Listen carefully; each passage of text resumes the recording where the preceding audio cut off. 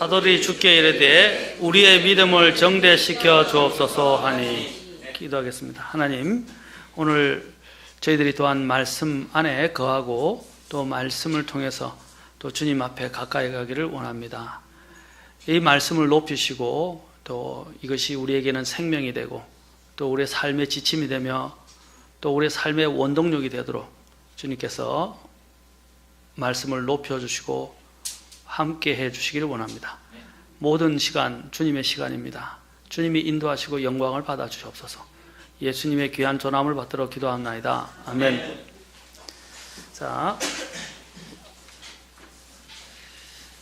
우리가 믿음의 이제 여기서 믿음의 정대를 생각하기 전에 제가 지난 시간에 믿음에는 분량과 또 믿음의 질이 있다고 그랬습니다. 하나님은 양을 보시지 않고 질을 보신다라고 말씀드렸습니다.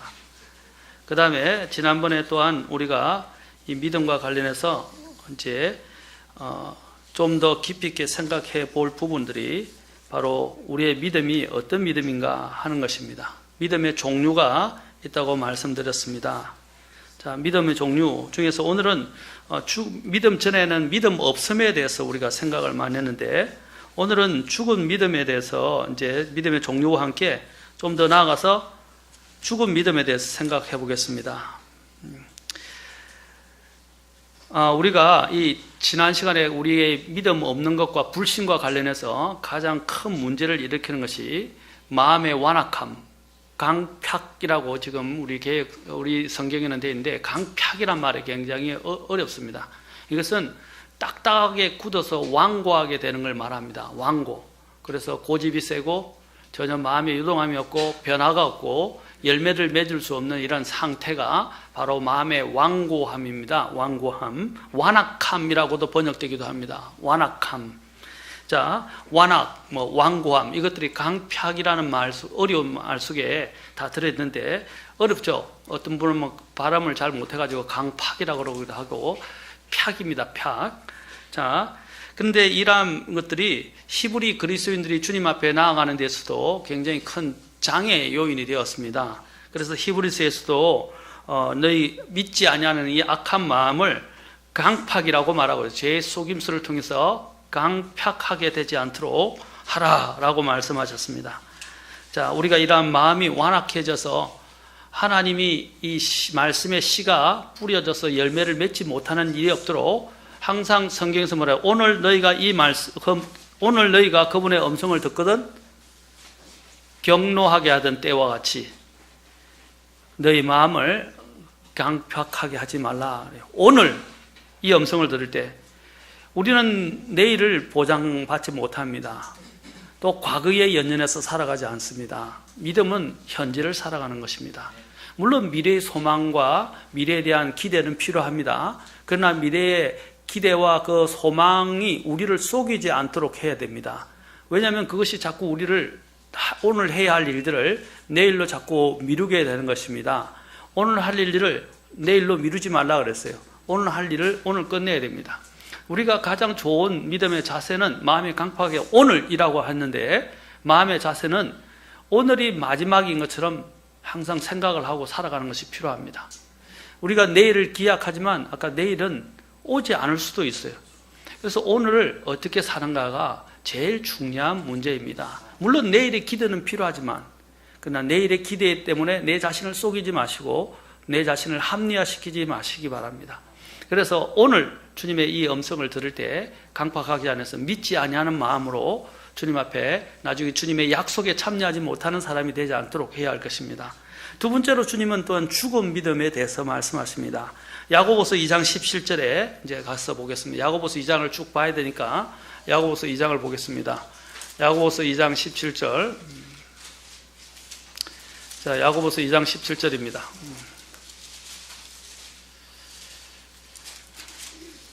이와 같이 믿음도 행위가 없으면 그것만으로는 죽은 것이니라. 믿음도 행위가 없으면 그것만으로 죽었다라고 했습니다. 우리가 믿기만 하면 다 된다 라는 말이 맞는 말인 것 같기도 하지만 그 말을 사용할 때 우리는 조심해야 합니다. 믿기만 하면 된다. 첫째는 무엇을 믿어야 한다는 거예요. 두 번째는 믿기만 한다고 했는데 그 믿기만 한다는 것들이 그냥 믿음에서 거치면 안 된다는 거예요. 입술의 공언에서 거치면 안 된다는 겁니다. 왜냐하면 믿고 하면 그것으로 끝이고 이후의 삶은 어떻게 살든지 상관이 없다는 식으로 이렇게 말하는 것은 이것은 성경을 잘못 이해하고 있는 것입니다. 믿음만으로 우리는 구원을 받는 건 맞습니다.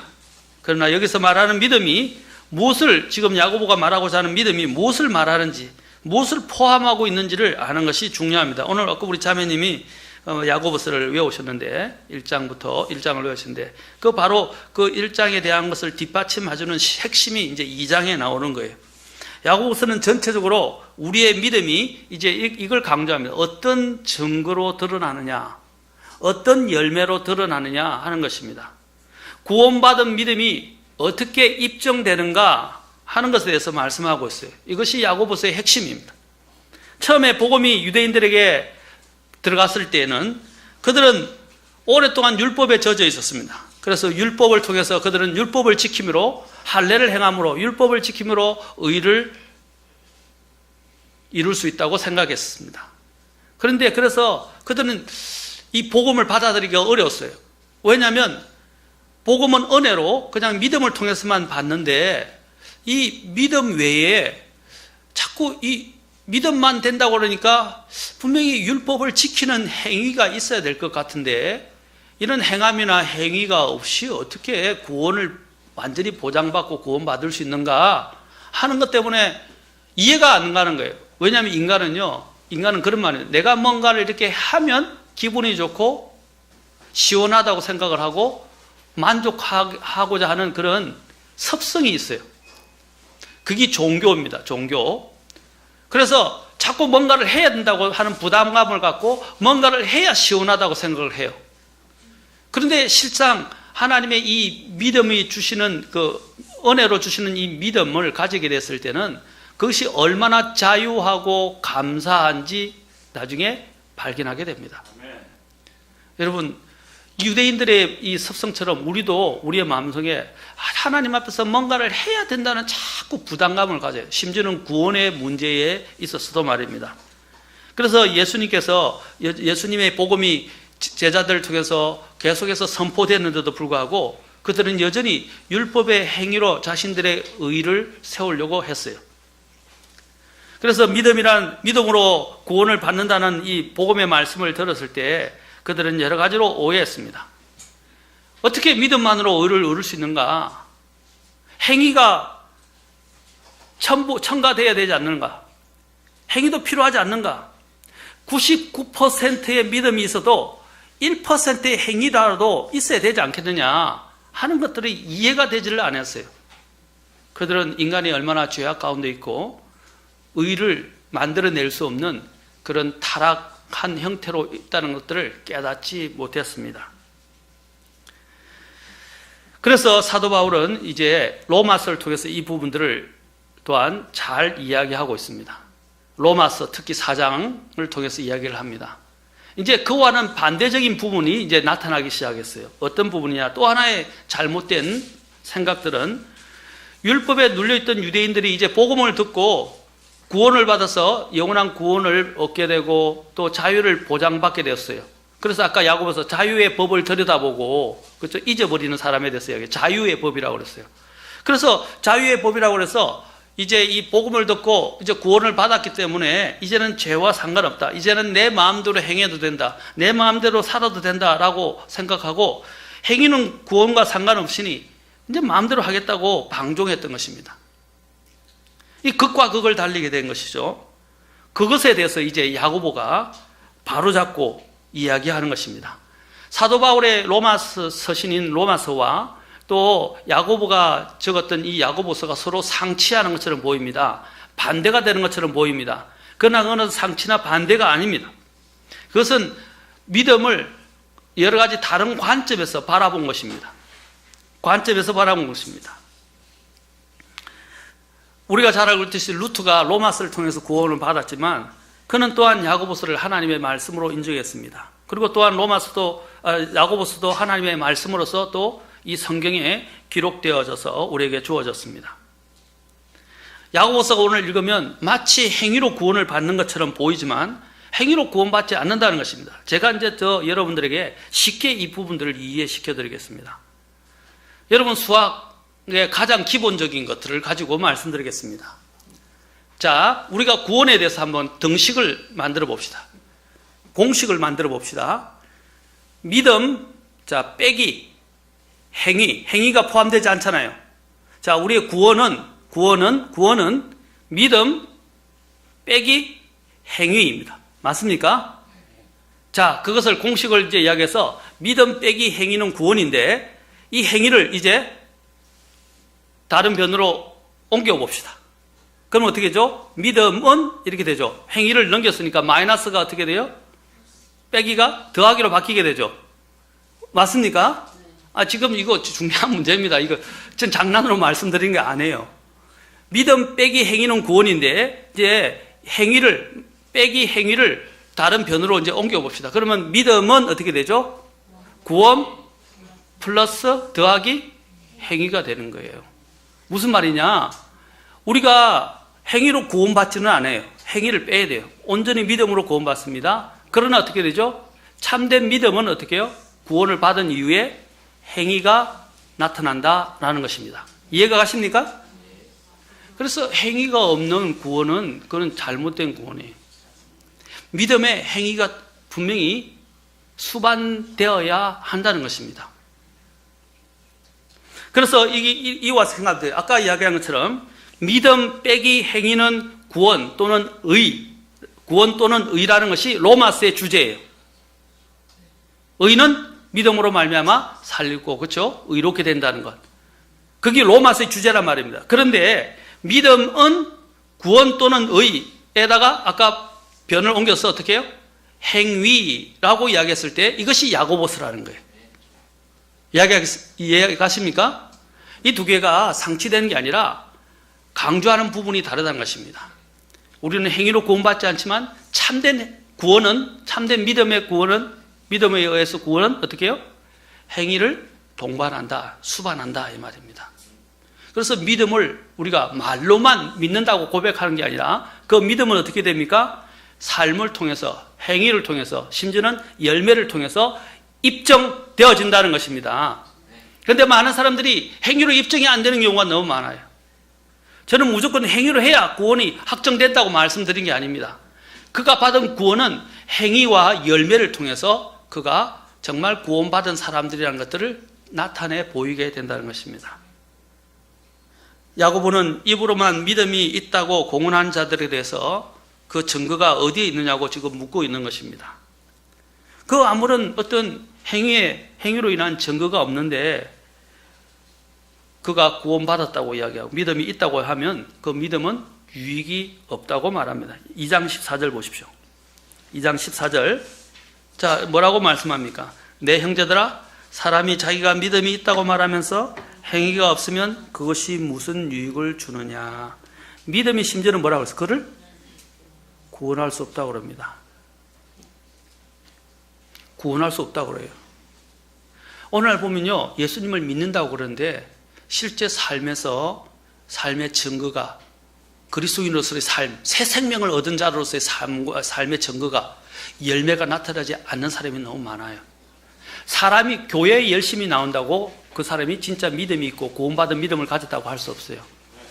그렇죠? 이건 눈에 보이지 않을 수 있어요. 사람 앞에서는 윗선으로 포장하고 가식으로 자신이 구원받았다고 이야기할 수 있고 입술로 고백은 할 수 있어요.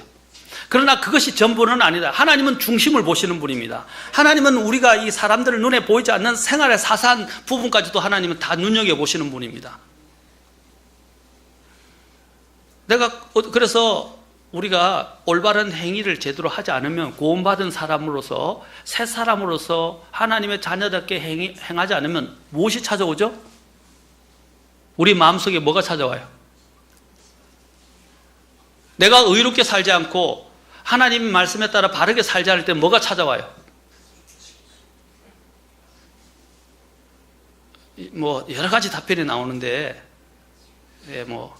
다 다 맞다 해줄게. 의심이 찾아와요. 뭐에 대한 의심이겠죠? 구원의 의심이 찾아온단 말입니다. 내가 진짜 구원받은 사람 맞나? 내가 구원받은데 이렇게 살면 되겠나? 내가 진짜 구원받았나? 그리고 마귀가 내 마음에 들어서 의심을 계속, 너는 구원 못 받았어. 너가 이렇게 사는데 무슨 구원이야? 하나님은 너 같은 이렇게 사는 사람들을 구원하러 오시지 않았어. 우리가 의롭게 살지 않고 행위가 드러나지 않으면 자꾸 의심이 찾아와요. 그러면 나는 방황하게 돼요. 그리고 자꾸 그 위치에서 물러서려고 그래요. 그리고 나중에는 자신의 죄책감 속에서 스스로를 정죄하고 스스로를 심판하고 정죄하면서 결국 믿음에서 나다빠진다 이 말입니다. 저는 그런 분들을 많이 봤어요. 정말 구원받은 사람에는 구원받은 사람다운 모습이 나타납니다. 그것이 변화의 차이는 있어요. 사람마다. 어떤 사람은 확 변하는 사람이 있고요. 어떤 사람은 조금씩 서서히 변하는 거 있어요. 그러나 그 가운데 뭐가 있냐면 적어도 이런 마음은 있어요. 죄를 미워하는 마음이 생긴다 이 말입니다. 전보다도, 구원받기 전보다도 더 죄를 미워하고 죄를 밀어내고 죄를 혐오하는 마음이 생긴단 말입니다. 그리고 적어도 이전에는 부정하고 받아들이지 않으려 했던 하나님을 사랑하게 되고 하나님의 것들을 사랑하게 되고 하나님의 말씀을 사랑하고자 하는 마음이 생기게 돼 있어요. 기본적으로 먼저 그것부터 시작합니다. 여러분, 주님이 주시는 이 해방감 말로 형량, 전에도 저도 구원을 받았을 때요, 구원받고 회심을 했을 때 세상이 달라 보이기 시작했어요. 저는 굉장히 비관적인 사람이었어요. 그리고 염세적이었어요. 그리고 굉장히 비판적이었어요. 그런데 주님을 알고 난 뒤부터 세상이 달라 보이기 시작했어요. 그 염세적인 세상이 너무 아름답게 보이기 시작하고 미워하던 사람들이 사랑할 수 있게 되고 내가 살아가던 그 죄를 생각하지도 싫고 혐오스럽고 생각하고 싶지 않게도 되더라고요. 그래서 세상이 너무 아름답게 변한 거예요. 그 내 마음의 중심이 달라지고 사람을 대하는 것, 또 사람을 보는 것도 틀려지게 돼요. 그래서 제가 지금 이 목회의 길을 걸어오게 된 가장 대표적인 건 그것 때문입니다. 내가 완전히 바뀌게 된 거예요. 관점도 바뀌게 된 거고, 죄에 대한 관점, 하나님에 대한 관점, 삶에 대한 관조, 그 모든 것이 다 달라지기 시작했어요. 그게 바로 구원받은 사람들의 특징이라는 거예요. 적어도 전보다도 더 죄를 미워하고 하나님에 대해서 더 미안하고 감사하고 사랑하는 마음이 생긴다는 겁니다. 우리는 입술로 고백하는 것만이 그거 다가 아니고 그것만이 그를 구원한다고 생각하는 것은 버려야 합니다. 그래서 2장 17절과 26절 보십시오. 계속해서 사도 여기 야고보는 말합니다. 물론 이게 사도 야고보라는 게 여러분이 헷갈리죠. 원래 주의 이 형제 야고보도요, 나중에는 주님의 부활을 목격했잖아요. 부활을 목격한 자로서 사도입니다. 그 12제자의 사도는 아니에요. 여기 지금 이 사도는. 이 야고보도 17절에 보죠. 이와 같이 믿음도 행위가 없으면 그것만으로는 죽은 것이니라. 영이 없는 몸이 죽은 것 같이 행위 없는 믿음도 26절 죽었느니라. 계속해서 강조하고 있잖아요. 행위가 없는 믿음은 죽은 것이다. 죽은 것들은 뭔가를 할 수 있는 상태가 아니라는 것입니다. 할 수 있는 능력이 없다는 거예요. 맞습니까? 하지 못한다면 할 수 없다는 거예요. 행함이 없는 믿음은 죽은 것이기 때문에 그 믿음이 구원할 수도 없다는 것입니다. 그래서 여기 있는 이 야고보는 세 가지 경우를 들어서 말합니다. 죽은 믿음에 대해서. 자, 죽은 믿음을 입증하는 세 가지 부분을 잘 보십시오. 첫째, 마귀를 들고 있어요. 2장 19절 보세요. 2장 19절 보면 내가 한 하나님이 계시는 줄 믿으니 잘 하노도다. 뭐라고요? 마귀들도 믿고 떤다 그랬어요. 대표적인 케이스가 예수님이 오셨을 때 마귀 들린 자가 와서 예수님을 막 번거롭게 하면서 예수님께 대해서 뭐라 그랬어요? 다윗의 자손 하나님의 아들이시여 이렇게 이야기했어요. 막 계속 외치는 거예요. 하나님의 아들이시여 라고 계속 외치는 거예요. 자, 그도 하나님의 아들이라고 고백했어요, 안 했어요? 그러나 그 마귀 들린 사람이 구원받았어요, 안 받았어요? 그때는 구원 안 받았어요. 마귀도 예수님이 하나님의 아들이심을 알아요. 그리고 고백한다 이 말입니다. 공개적으로 고백했잖아요. 다윗의 자손이라고 말하기도 하고 하나님의 아들이라고 이야기를 합니다. 공개적으로. 여러분 이거 심각하게 생각하셔야 돼요. 마귀도 고백한다는 거예요. 이게 믿고 뜬다는 거예요. 그리고 그분이 누구신지 알기 때문에 그분 앞에서 뜨는 거예요. 그래서 마귀 들린 자가 뭐랬어요? 이제 돼지떼에게 주님이 그를 다른 데다가 주님께서 집어넣으려고 하니까 어떻게 해요? 돼지떼에다가 넣어달라고 해서. 그래서 돼지떼에다가 군단 마귀를 어떻게 들린 자를 빼서 돼지떼에 집어넣어서 돼지가 몰살하게 됩니다. 뭘 말합니까? 바로 이 마귀 들린 자도 고백할 수 있다는 것입니다. 거짓 고백을 하는 사람들이 많이 있어요. 여러분 이거는 그 어떤 것보다 중요한 문제입니다. 혹시 여러분 중에 혹시나 교회는 오래 다니고 부모님 때문에 교회는 나왔는데 거짓 고백을 하고 계신 분은 없습니까? 스스로 착각하면 안 돼요. 자꾸 스스로를 착각하면서 쇠뇌시키면 안 돼요. 나는 구원받은 사람이야. 난 구원받은 사람이야. 자기 확정이 아니라 실제 내 안에 성령께서 내가 하나님의 자녀임을 증거하고 실제 내 삶을 통해서 내가 하나님의 자녀라는 부분이 확고하게 나타나야 돼요. 아까도 얘기했지만 내가 의의 삶을 살지 않고 내 안의 삶에서 믿음의 삶에서 행위가 나타나지 않는다면 적어도 죄에 대한 태도와 하나님에 대한 태도가 나타나지 않는다면 의심이 찾아온단 말입니다. 의심. 그러면 마귀의 공격 대상이 되는 거예요. 그 얼마나 불행한 인생입니까? 와가지고 또 내가 구원받았나 안 받았나 늘. 어떤 사람이 대표적이냐면 히브리서에 나온 것처럼 죄 짓고 회개하고 죄 짓고 회개하고 죄 짓고 똑같은 죄를 짓고 회개하고 짓고 회개하고 그러면 진전이 없죠. 그럼 뭐가 찾아오겠어요? 아까도 이야기한 것처럼 의심이 찾아온다 이 말입니다. 정말 내가 구원받은지를 한번 확인해 봐야 돼요. 자, 이거 야고보서 지고 계시고 고린도후서 13장 5절로 가서 보겠습니다. 고린도후서 13장 5절.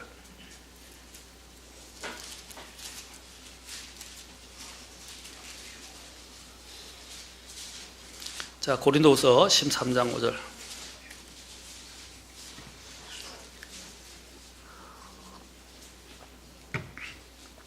같이 읽겠습니다. 자, 시작. 너희가 믿음 안에 있는지 너희 자신을 살펴보고 너희 자신을 입증하라. 예수 그리스도께서 너희 안에 계시는 줄을 너희가 스스로 알지 못하느냐? 그렇지 않으면 너희는 버림받은 자니라. 믿음 안에 있는지 너희 자신을 뭐라고 그랬어요? 살펴봐라. 살펴봐라. 이 살펴봐라는 말이 우리가 보면 이그제민 시험을 쳐서 이렇게 검증하는 거, 점검하는 거예요. 그 다음에 prove이라고 되어 있어요. prove, 입증하라. 검 속에 순수성을 입증하는 것처럼 실제로 이러한 부분에서 너희 자신을 그게 맞나 안 맞나 확실히 한번 나타내 보라 이 말입니다. 우리 스스로 먼저 확인을 해야 돼요. 그래야 뭐라 그랬어요? 예수 그리스도께서 너희 안에 계신 줄을 스스로 알게 됩니다. 그래서 첫째는 아까 마귀를 들어서 이야기를 하고 있어요. 마귀도 믿고 뜬다고 하는데 네가 말하고 있는 그 입술로의 고백이 정말로 구원받은 자의 입술의 고백이냐. 두 번째, 야고보서 2장 19절 보십시오. 2장 이제 20절에서 보십시오. 그러나 오 허무한 사람아, 행위 없는 믿음이 죽은 것인 줄 내가 알고자 하느냐라고 말하고 있습니다. 그렇죠? 자, 마귀를 그와는 대조적으로 이제 반대편에서 사도 바울은 또 너희 자신의 믿음을 한번 입증해. 마귀도 믿고 뜨는데 너가 혹시 마귀처럼 그냥 입술로만 고백하는 자가 아니냐, 행위가 없는 사람이 아니냐라고 이야기에 반문을 해요. 그 다음에 또 어떤 것으로 말을 하냐면 21절부터 보세요. 21절부터 24절까지. 우리 조상 아브라함이 자기 아들 이삭을 제단 위에 드릴 때에 행위로 의롭게 되지 아니하였느냐. 내가 보거니와 믿음이 그의 행위와 함께 일하고 행위로 믿음이 완전하게 되지 아니하였느냐. 이에 아브라함이 하나님을 믿으니 그것을 그에게 의로 인정하셨느니라 하시는 성경 기록이 성취되었고 그는 하나님의 친구라 불렸느니라. 로마서는요, 야고보서 2장 23절에서 이 창세기 이 말씀을 인용하면서 오직 믿음으로만 된다고 하면서 그 믿음을 의로 인정했다고 이야기를 했어요. 그런데 야고보는 똑같은 구절을 인용하면서 뭐라고 그랬냐면, 그가 행위로 해서 어떻게 해요? 그가 하나님의 친구로 인정받고 의롭게 됐다고 말해요. 2장 24절. 그런즉 너희가 보거니와 사람이 행위로 의롭게 되고 단지 믿음만으로 되지 아니하느니라. 무슨 말입니까? 아까 얘기했죠. 믿음만이 우리를 구원합니다. 그러나 참된 믿음은, 구원받은 믿음은 행위와 열매가 나타난다 이 말입니다. 삶이 달라진다는 거예요. 그러니까 삶의 관조가 달라지기 시작해요. 여러분은 구원받은 이후에 죄에 대한 통찰, 죄에 대한 관조가 달라졌습니까? 관점이? 구원받기 이전보다 죄를 더 미워하십니까? 이전에 즐기던 그 죄에 대해서 혐오감을 갖고 계십니까? 그게 가장 간단한 표현. 그 다음에 또한 거기서 그치면 안 돼요. 내가 전에는 따르지 않고 미워하고 또 거부하던 그 하나님을 정말 더 허무하고 더 사랑하고 그분을 더 섬기고 싶은, 그래서 자그마한 약간이라도 욕구가 있으십니까? 있어요? 대부분 대답을 안 하시네. 큰일 난 것 같아. 지금 야고보는 바로 이 부분을 이야기하고 있습니다. 그 다음에 또 하나는 아브라함이 어떻게 해서 의롭다고 됐다고요? 단지 믿었다고만 고백한 게 아니라 그 믿음을 어떻게 그가 실현해서 표현을 했죠? 자신의 아들, 여기 있는 처럼 이삭을 직접 바침으로써 말이에요. 그 아들은 어떤 아들이에요? 백세에 얻은 아들이에요. 죽은 태에서 얻은 아들이에요. 그래도 그가 믿음이 약해지거나, 그렇죠? 없어지지 않냐고 오히려 어떻게 했습니까? 그 하나밖에 없는 독생자, 하나밖에 없는 독자 이삭을 바칠 수 있었다는 것입니다. 왜? 하나님에 대한 믿음이 있었기 때문에. 여러분들에게 하나님이 오늘 가서 그런 일은 안 일어나겠지만 혹시나 너의 그 첫 아들을 바쳐라, 나를 믿고 바쳐라, 바치겠어요?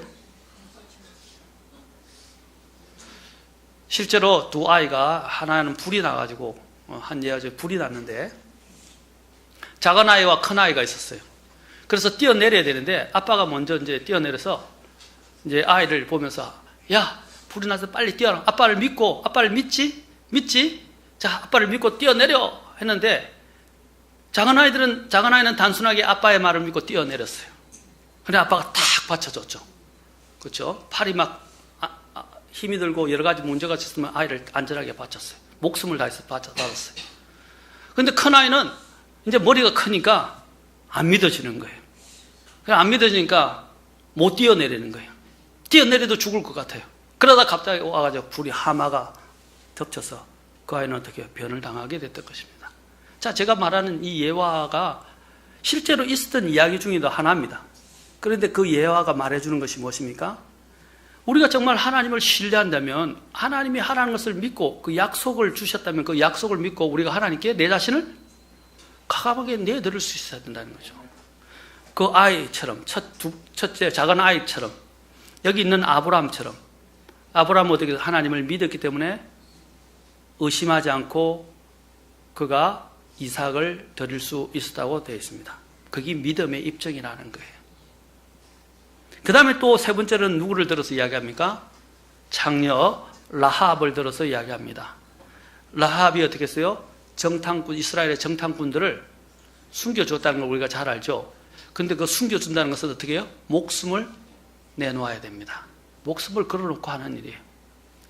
그가 하나님을 두려워하고 하나님에 대한 믿음을 가졌기 때문에 그가 오히려 자기 나라를 배반하고, 그렇죠? 자기 나라를 배반한 거예요.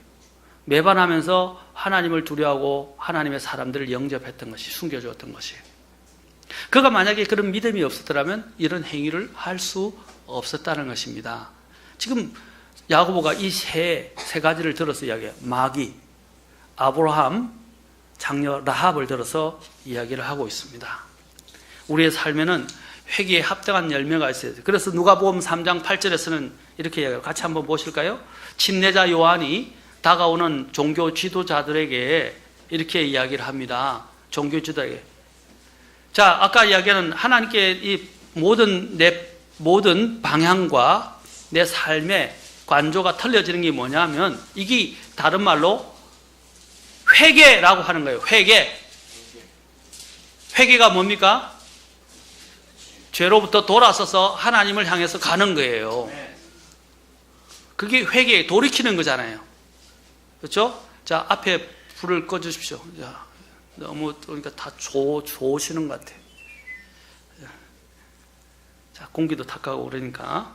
네, 누가복음 3장 8절 읽겠습니다. 시작. 그러므로 회개에 합당한 열매를 맺고 너희 속으로 우리에게는 아브라함이 우리 아버지로 있다 하고 말하기 시작하지 말라. 내가 너희에게 이르노니 하나님께서는 능히 이 돌들도 아브라함에게 자손들을 일으키실 수 있느니라. 이 이스라엘 백성들의 문제가 뭐였어요? 주님을 대적하는, 특히 종교 지도자들. 나는 아브라함의 후예라는 거죠. 약속의 자녀라는 거죠. 아브라함의 후예라, 거기에만 머물러 있었어요. 그런데 뭐라고 그랬어요? 침례자요한이 네가 아브라함의 자손이라고, 진짜 진정한 자손이라고 한다면 어떻게 해요? 회개에 합당한 열매를 맺으라 이 말입니다. 삶의 변화가 오고, 그 다음에 또 어떻게 되죠? 메시아 예수님을 그들은 받아들일 수밖에 없다는 것입니다. 그들은 자신들이 아브라함의 자손이 있는데 머물러 있어요. 여러분들이 지금 이거 이렇게 생각하신대요. 내가 교회 다니고 있다. 이전에 내가 뭐지 모르겠지만 하여튼 그냥 예수님을 그냥 형식적으로 기도로 그냥 천국 간다 그러니까 영접했었다. 이전에 나는 기억은 없지만 그냥 예수님을 영접했으니까 구원받았다. 라는 속에만 빠져 있으면 안 된다 이 말입니다.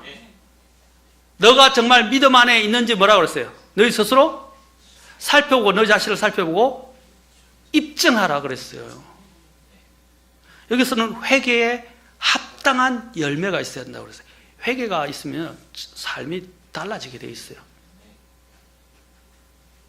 제가 이야기해서 100% 우리가 완전히 변한다고 말하는 건 아닙니다. 우리는 이 육신을 입고 있기 때문에 완전히, 적어도 우리의 마음의 중심만은, 죄를 향한 마음, 하나님을 향한 마음의 중심만은 달라진다 이 말입니다. 그렇지 않습니까? 하나님을 믿는 믿음은 또한 하나님을 섬기는 일에 있어서도 활동하고 활동적이 되게 됩니다.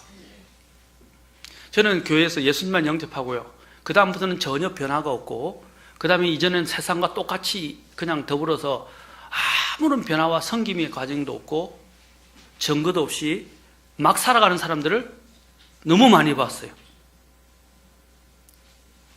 저는 그것이 영접했다고 해서 그게 다 구원은 아닙니다. 우리가 영접해서 사실 스스로 구원받았다니까 그냥 인정은 해주지만, 그가 정말로 영접해서 구원받은 사람이라면 적어도 하나님을 향한 마음의 태도는 달라진다는 것입니다. 죄와 이전에 있던 그 세상 낙 가운데서 계속 뒹굴면서 살아가지는 않아요.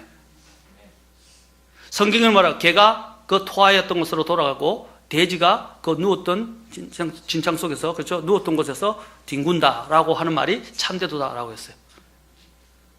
베드로가 이야기했던 말입니다. 그 말이 뭡니까?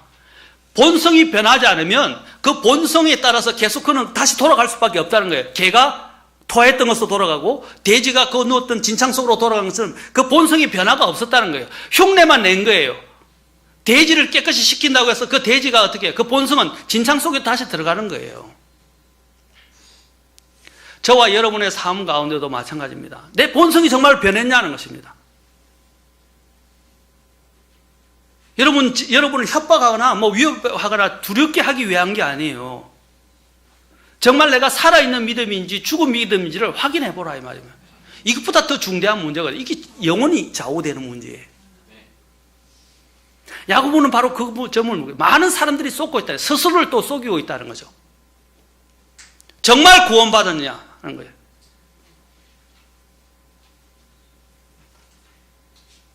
구원받은 사람의 특징이 아까 회개에 합당한 열매들이 나타나지만, 또 한번 봅시다. 거기 보면 데살로니가 전서로 가서 한번 봅시다. 데살로니가 전서 1장 9절과 10절이 가장 본이 되는 이 성도의 변화의 모습을 여기서 이야기하고 있습니다. 데살로니가 전서 1장 9절과 10절. 자, 이게 데살로니가 교회로 사도 바울이 이제 복음을 전한 이후에 그 믿음의 소문이 온 마케도니아 아가야 지방에까지 울려 퍼졌어요.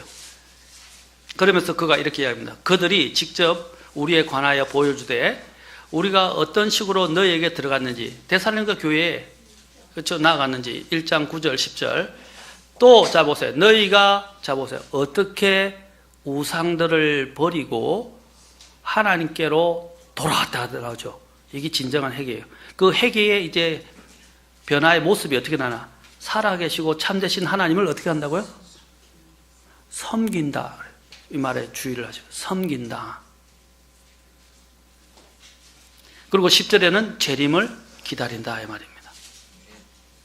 자, 섬긴다는 말에 살아계신 하나님을 돌아와서 우상들을 버리고 살아계신 하나님께 돌아와서 그 하나님을 섬긴다. 또 한 번 더 볼까요? 히브리서 9장 14절 봅시다. 히브리서 9장 14절.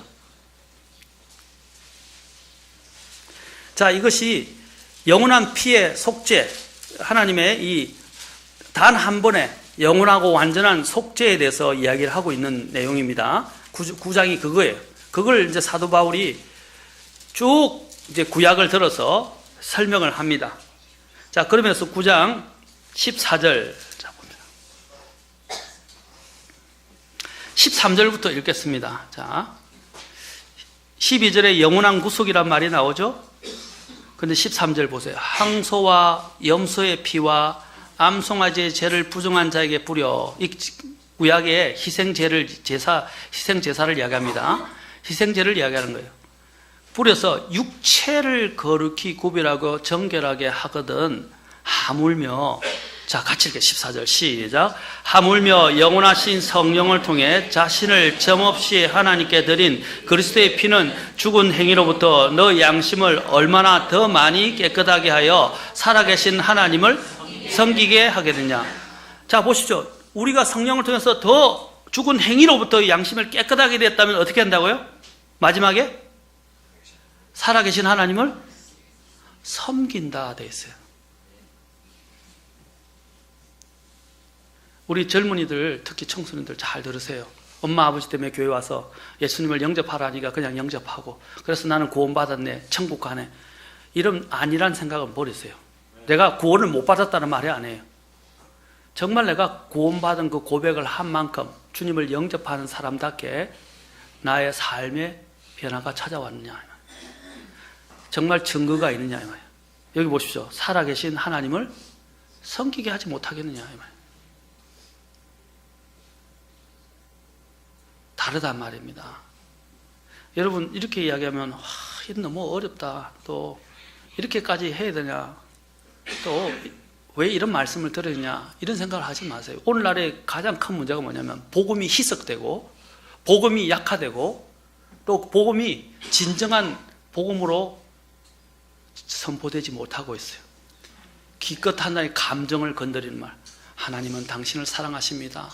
창조되기 전부터 하나님은 당신을 사랑하셨어요.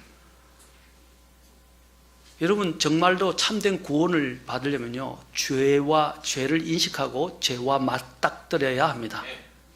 내가 이 죄 때문에 얼마나 심각한 상황이 있는지, 이 죄가 나를 얼마나 영원한 지옥으로 이끌고 가는지, 내가 얼마나 큰 죄인인지, 내게는 아무 의의가 없다는 사실을 직시해야 돼요. 그래야 예수님이 십자가에서 해주신 것이 감사가 되고요, 그것들이 은혜가 되고, 또한 그것을 주님이 해주신 그 갈보리 십자가를 사랑하게 되는 거예요. 그리고 주님을 사랑하게 됩니다. 어떻게 내 죄에 대한 인식이 없는데 예수님이 해주신 것들을 그냥 막연히 우리가 감사할 수 있겠어요? 예수님이 왜 십자가에 오셨어요? 십자가 오셔서 죽으셨어요. 우리의 죄 때문에 고난을 당하시고 죄 때문에 죽으시기 위해서 오셔서 그 순환을 당하시고 죽어주신 거 아닙니까? 예수님이 뭐 때문에 십자가에 죽으셨다고요? 우리 죄 때문이에요. 그런데 계속 내가 죄에 머물러 있고 죄를 향유하고 계속 죄 가운데 살아있다면 어떻게 내가 구원받았다고 이야기할 수 있겠어요? 적어도 아까 얘기했지만 하나님을 이제 깨끗하게 되면 섬기는 방향으로 가게 된다는 것입니다. 그래서 또 계시록 22장 3절도 가봅시다. 계시록이 오늘 여기까지만 하겠습니다. 다음 시간에 헛된 믿음에 대해서 보겠습니다. 22장 3절. 자, 마지막 책 계시록에서도 이야기합니다. 계시록 22장 3절.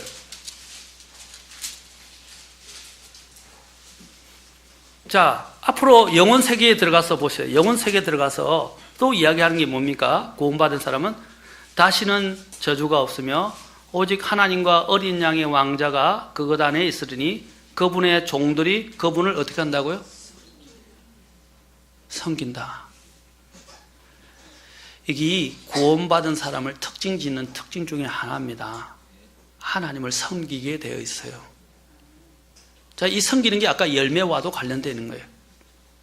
하나님에 대한 태도가 달라진다는 것입니다. 여러분, 왜 교리가 중요합니까? 교리는요, 우리가 사실 죽고 사는 문제예요, 사실은요. 그 교리는 또 우리가 선택할 수 있는 부분이 아니에요.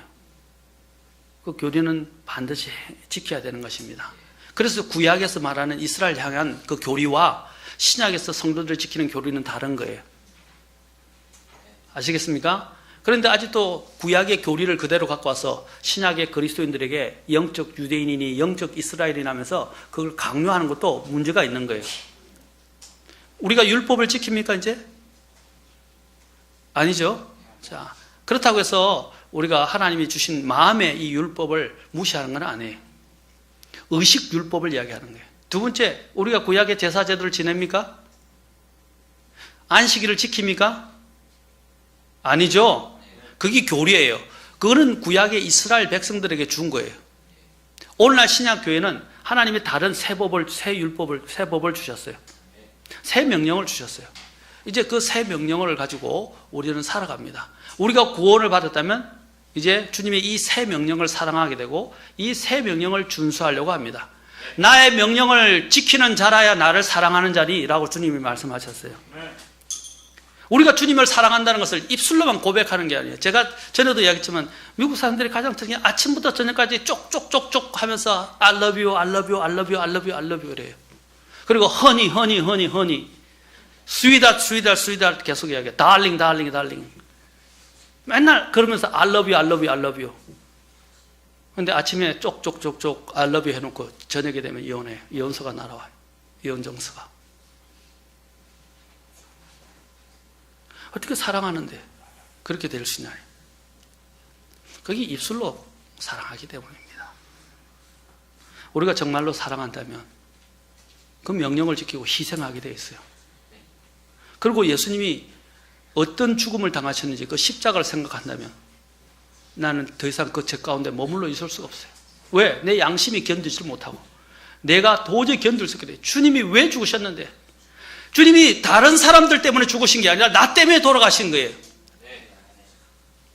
맞습니까? 주님이 내 때문에 돌아가신 거예요. 내 죄 때문에. 그런데 어떻게 내가 그 똑같은 죄 가운데서 계속 머물러 있을 수 있냐 말입니다. 절대 그럴 수 없느니라.